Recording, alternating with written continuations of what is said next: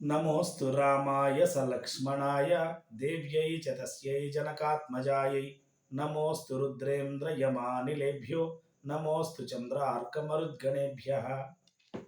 మహాకవి కాళిదాసు రచించిన రఘువంశము 4వ సర్గ. మహాకవి కాళిదాసుని పురుష రూపంలో ఉన్నటువంటి సరస్వతిగా కొలుస్తారు పండితులందరూ చాలామంది. ఆయనకు ఒడిశాలో బాబా కర్పూర్ అనేటువంటి గ్రామంలో ఆయన గుడి కూడా కట్టారు. 1802వ సంవత్సరంలో గుడి కట్టారు. అయితే మిగిలినటువంటి గుళ్ళ కంటే కూడా చాలా భిన్నమైనటువంటిది. మంత్రాలతోటి పూజించడం అంటూ ఏమీ ఉండదు. మహాకవి కాళిదాసు రచించినటువంటి రఘువంశం, కుమార సంభవం, మేఘ సందేశం, మాళవికాగ్నిమిత్రం, విక్రమోర్వశీయం మొదలైనటువంటి ఆయన రచించినటువంటి గ్రంథాల్లో ఉండేటువంటి శ్లోకాలతోటి ఆయన్ని నిత్యం పూజిస్తూ ఉంటారు. ఈ గుడి కట్టడానికి గల కారణం ఏంటంటే 1802వ సంవత్సరంలో అక్కడ ఉండేటువంటి రైతులకు కాళిదాస మహాకవి కల్లో కనిపించారు. కల్లో కనిపించి గుడి కట్టమని ఆదేశించారు. ఆ రోజు నుంచి గుడి కట్టి ఇప్పటికీ కూడా అంటే దాదాపుగా 223 సంవత్సరాల నుండి కూడా ఆ గ్రామ ప్రజలు ఏ శుభకార్యమైనా ముందుగా ఆయన్ని పూజించి ఆ తర్వాతే శుభకార్యానికి వెళ్తారు.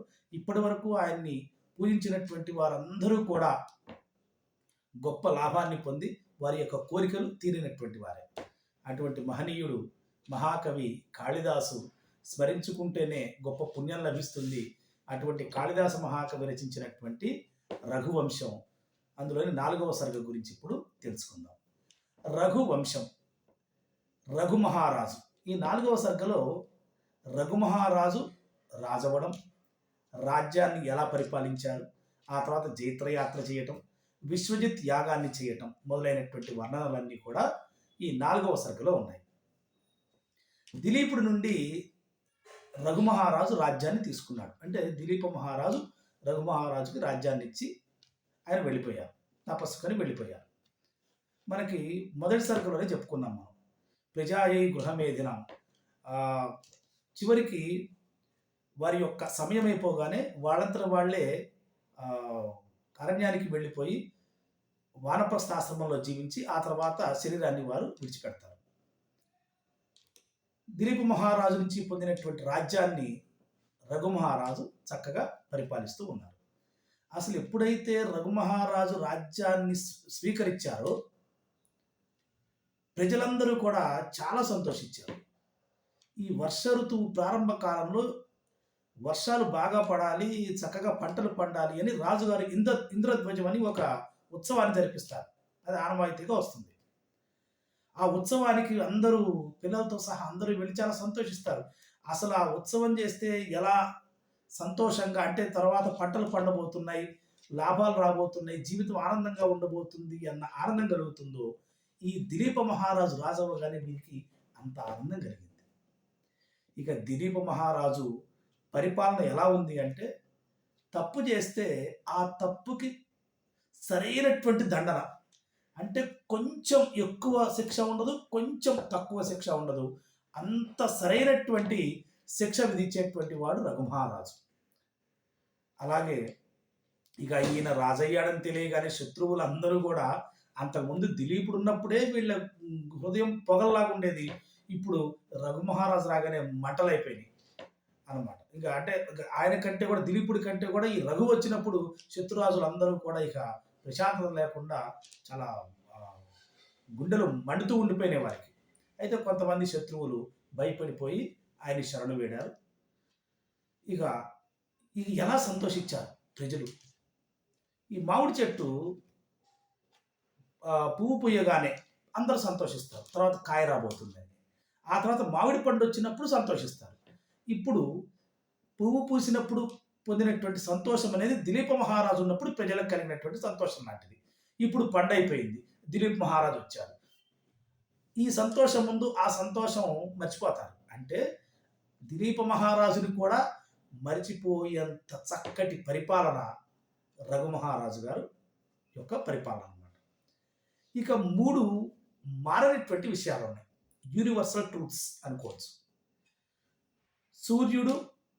సూర్యుడికి ఓ పేరుంది, తపనుడు. ఎందుకంటే తప్పింపజేస్తాడు, ఎండతోటి తప్పింపజేస్తాడు కాబట్టి సూర్యుడి తపన అంటారు, ఆ పేరు మారదు. చంద్రుడు ఆహ్లాదకరుడు, చల్లదనాన్నిచ్చి ఆహ్లాదపరుస్తుంటాడు. అటువంటి ఆ పేరు మారదు. అలాగే రఘుమహారాజు కూడా అంటే సూర్య చంద్రులతో సమానంగా పోలుస్తూ ఉన్నారు. రఘుమహారాజు ప్రజలందరికీ ప్రీతిపాత్రుడు. ప్రజలందరికీ సంతోషాన్ని కలిగించేవాడు. ఇందులో కూడా ఏమాత్రము మార్పు అంటే ఈ ముగ్గురు కూడా శాశ్వతంగా అలా నిలిచిపోయారు. సూర్యుడు, చంద్రుడు, రఘుమహారాజు. అంత చక్కటి పరిపాలన రఘుమహారాజు గారు అందిస్తూ ఉన్నారు. ప్రజలందరి యొక్క ఆనందానికి అసలు అవధులే లేవు. ఆ దిలీపుణ్ణి మర్చిపోయినట్లే ఇక. ఆ తర్వాత ఈ వర్ష ఋతువు అయిపోయి శరదృతువులోకి ఆ ఋతువు వచ్చింది. శరదృతువు. వర్ష ఋతువు ప్రారంభ కాలంలో ఇంద్రుడు ఆ ధనస్సును ఎత్తుతాడు. ఎందుకంటే ఆయన ఇంద్రుడు ధనస్సును ఎత్తితేనే వర్షాలు పడతాయి. వర్షాల కోసం అని చెప్పి పంటలన్నీ పండుతాయి. ఇంద్రుడు అప్పుడు ధనస్సు ఎత్తి ఆ తర్వాత వర్ష ఋతువు అయిపోయి శరదృతువు ప్రారంభ కాలంలో ధనస్సును దించేస్తాడు. వర్షాకాలం అయిపోతుంది. వర్షాల మట్టం అయిపోతుంది. అప్పుడే కొంచెం ఎండ వస్తుంది. అప్పటిదాకా బురద ఉన్నటువంటి దారులన్నీ కూడా కొంచెం ఆ బురద అంతా తొలగిపోయి ఎండిపోయి కొంచెం మంచిగా ఉంటుంది దారులు. భూమి అంతా కూడా. ఇంద్రుడు ఎప్పుడైతే వర్ష ఋతువు అయిపోయిందో వెంటనే ధనుసుని దించగానే రఘుమహారాజు ధనస్సును ఎత్తాడు. శరదృతువులో ఇంద్రుడు లోక కళ్యాణం కోసమే ధనస్సును ఎత్తాడు. రఘుమహారాజు కూడా జైత్రయాత్రకు బయలుదేరబోతూ లోక కళ్యాణం కోసం ధనస్సును ఎత్తారు. అంటే ఇంద్రుడు, రఘుమహారాజు వీళ్ళిద్దరూ లోకోపకారం కోసమే, లోక కళ్యాణం కోసమే ఉన్నారు. ఇంద్రుడితో పోల్చారు, చంద్రుడితో పోల్చారు, ఆ సూర్యుడితో పోల్చారు. ఆ రఘుమహారాజును చూడండి. ఇక ఈ గుర్రాలన్నింటికి కూడా నీరాజనం అనేటువంటి ఒక ఉత్సవం చేశారు. ఎప్పుడు యుద్ధాలన్నీ కూడా శరదృతువులో మొదలైతే ఎండొచ్చిన తర్వాత అప్పుడు యుద్ధాలకు కూడా అనుకూలంగా ఉంటుంది, ప్రయాణాలకు అనుకూలంగా ఉంటుంది. యుద్ధం చేయడానికి కూడా వర్షాలు మొదలైనటువంటి బురద మొదలైనటువంటివి లేకుండా అనుకూలంగా ఉంటుంది. ఈ గుర్రాలన్నింటికి కూడా నీరాజమైనటువంటి శాంతి కర్మ చేయించి రఘుమహారాజు ముందుగా బ్రాహ్మణుల్ని పూజించి భగవంతుడిని ప్రార్థించి ఆ తర్వాత నీరాజనం చేయించి బయలుదేరితే రాజ్యంలో ఉండేటువంటి వృద్ధాంగనలు, వృద్ధ స్త్రీలందరూ కూడా విజయానికి సూచనగా ఎన్నో పేలాలు చల్లారు. అసలు ఎలా ఉంది ఆ పేలాలు చల్లితే ఈయన పరిస్థితి ఎలా ఉంది అంటే చూస్తే ఆ కాళిదాసు గారు వర్ణించారు. పాల సముద్రాన్ని చిలికేటప్పుడు కొన్ని తుంపర్లు వస్తాయి. ఆ తుంపర్లు మహావిష్ణువు మొహం మీద పడతాయి అన్నమాట. అలాగా అమృతం అంటే పాల సముద్రం చిలికితే అమృతం రాబోతుంది. ముందుగా ఈ తుంపర్లన్నీ మహావిష్ణువు మొహం మీద పడ్డాయి. అలా ఈ పేలాలన్నీ శుభ సూచనగా ఈయన మీద ఆ తుంపరల్లాగా పడ్డాయి అని చెప్పి చక్కగా వర్ణన చేశారు. ముందుగా ఆయన తూర్పు వైపుకి వెళ్ళి ఆ తర్వాత కళింగరాజుని, సింహళ దేశాధిపతిని వీళ్ళందరినీ కూడా 4 రకాల బలాలతోటి వెళ్ళి ఓడించారు. కొంతమంది రాజులు భయపడిపోయి ముందుగానే లొంగిపోయి కప్పం కట్టేశారు, ట్యాక్స్ కట్టారు. కొంతమంది మాత్రం ఎదిరించారు. ఎదిరించినటువంటి వారి యొక్క పొగరుని అణిచేసి వాళ్ళని ఓడించారు. ఇక్కడ కొంతమంది రాజులు మాత్రం చాలా తెలివితేటలు ఉపయోగించి ప్రబ్బలి చెట్టలాగా తప్పించుకున్నారు. ప్రబ్బలి చెట్లు అంటే ఏంటంటే ఈ నది ఒడ్డున, సముద్రాల ఒడ్డున ఉండేటువంటి వృక్షాలు చాలా నిటారుగా ఉంటాయి. అవి వరద వచ్చినప్పుడు బ్యాలెన్స్ చేసుకోవడానికి అంటే విరిగిపోకుండా చెట్లు బ్యాలెన్స్ చేసుకోవడానికి వంగుతాయి. ఇట్లా వంగి బ్యాలెన్స్ చేసుకొని వాటి ఉనికిని అవి కాపాడుకొని వరద నీరు తగ్గగానే మళ్ళీ యథావిధిగా నిటారుగా అయిపోతాయి. అలా కొంతమంది రాజులు రఘుమహారాజు రాగానే వినయంగా వంగి నమస్కరించి ఆయనకు ప్రణమిల్లి ఆయన వెళ్ళిపోయిన తర్వాత అప్పుడు వారు ప్రశాంతంగా వారి యొక్క రాజ్యాన్ని వారు చూసుకున్నారు. అంటే లొంగిపోయినటువంటి రాజులకు అభయం ఇచ్చాడు రాజు. లొంగనిటువంటి రాజుల్ని వారిని ఓడించి వారితో పాటు రాజులు తనతో పాటు తీసుకెళ్ళి రాజ్యాలు తీసుకున్నారు. ఈ రఘుమహారాజులు యుద్ధానికి బయలుదేరేటప్పుడు ఆ సైన్యంతో వెళ్తున్న రఘుమహారాజు ఎలా ఉన్నారంటే ఈ భగీరథుడు తన ముత్తాతలకు విముక్తిని కలిగించడానికి ఆ గంగని తనతో పాటు తీసుకెళ్ళడానికి అని చెప్పి ఆకాశంలో ఉండేటువంటి గంగని పరమేశ్వరుడి యొక్క జటాజూటంలో బంధిస్తే పరమేశ్వరుడిని ప్రార్థించి జటాజూటంలో నుండి విడుదల చేయించుకొని తీసుకెళ్తున్నాడు. ముందు భగీరథుడు వెళ్తూ ఉంటే వెనక గంగ పరవళ్ళు దొక్కుతూ వస్తూ ఉంది.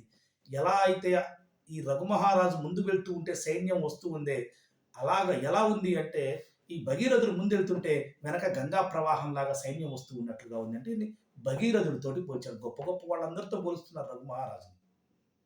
ఇది ఎంత గొప్పవాడు, అందుకే రఘువంశం అని చెప్పి పేరొచ్చింది ఈ వంశానికి. ఇంతమంది 99 మంది రాజుల్లో. అలా అన్ని రాజ్యాలను పాండ్య రాజులైతే వాళ్ళని పాండ్య దేశంలో సూర్యుడు కూడా ఎక్కువగా పండక్కడ. అంటే వాళ్ళు అనుకునేది ఏంటంటే సూర్యుడు కూడా ఈ పాండ్యరాజుల యొక్క ప్రతాపానికి భయపడి రాడు. అంటే సూర్యుడు కూడా భయపడి వెళ్ళినటువంటి ప్రాంతానికి రఘుమహారాజు వెళ్ళారు. వెళ్ళి వాళ్ళని ఓడించారు. అంటే ఈయన వెళ్ళనిటువంటి ప్రాంతం లేదు, ఈయనకి లొంగనిటువంటి రాజు లేడు. అందరినీ లొంగినటువంటి వాళ్ళకి అభయం ఇచ్చాడు, మిగిలినటువంటి వాళ్ళని ఓడించి తిరిగి వస్తూ ఉన్నాడు. వస్తూ ఆ తర్వాత చివరికి విశ్వజిత్ అనేటువంటి యాగాన్ని చేసి ఆ తర్వాత రాజులందరికీ విముక్తిని కలిగింపజేశారు. అంటే ఎవరైతే ఓడించి తెచ్చుకున్నటువంటి రాజులు ఉన్నారో వాళ్ళందరినీ మీరు మీ మీ రాజ్యాలు తీసుకోండి, మీ రాజ్యాలకు వెళ్ళిపోండి అని చెప్పగానే ఈ రాజుల యొక్క భార్యలు చాలా ఆనందం కలిగింది వాళ్ళకి, తమ భర్త రాబోతున్నాడని. అంటే మీ శత్రు రాజుల యొక్క భార్యలకి ఆనందాన్ని కలిగింపజేస్తూ వీళ్ళందరినీ విడిచిపెట్టేశారు. మరి ఎందుకు యుద్ధం చేయటం అనే ఒక ఆలోచన రావచ్చు. మరి యుద్ధం చేశారు, రాజ్యాన్ని మళ్ళీ వాళ్ళకే ఇచ్చేశాడు, ఏంటి ప్రయోజనం అంటే, యుద్ధం చేయటం వల్ల ఏంటి ప్రయోజనం అంటే మీకు మొదటి సర్గలోనే చెప్పారు. రఘువంశీకులందరూ కూడా యుద్ధం చేసేది కేవలం వారి యొక్క వంశకీర్తిని పెంపొందించుకోవడానికే తప్ప లోభంతో కాదు, దురాశతో కాదు అని చెప్పారు. కాబట్టి ఇది రఘుమహారాజు యొక్క గొప్పతనాన్ని గురించి ఆ రఘువంశంలో ఉన్న దాంట్లో ఉన్న 4వ సర్గలో నేను చెప్పింది చాలా తక్కువే. మధ్యలో ఈ యుద్ధానికి సంబంధించినటువంటి వర్ణనలన్నీ చాలా ఉన్నాయి. నేను మూల కథ మాత్రం ఈ సర్గలో మూల కథ మాత్రమే చెప్పాను నేను. తర్వాత పంచమ సర్గలో ఈ రఘుమహారాజు యొక్క గొప్పతనం ఏంటి, కౌత్సుడిని ఎట్లా అనుగ్రహించాడు, తదితర అంశాలన్నీ కూడా, ఆ తర్వాత ఆయన వివాహం, ఆ తర్వాత ఆయన సంతానం, వీటన్నిటి గురించి కూడా తర్వాత పంచమ సర్గలో ఉంది. సర్వే జనాః సుఖినో భవంతు.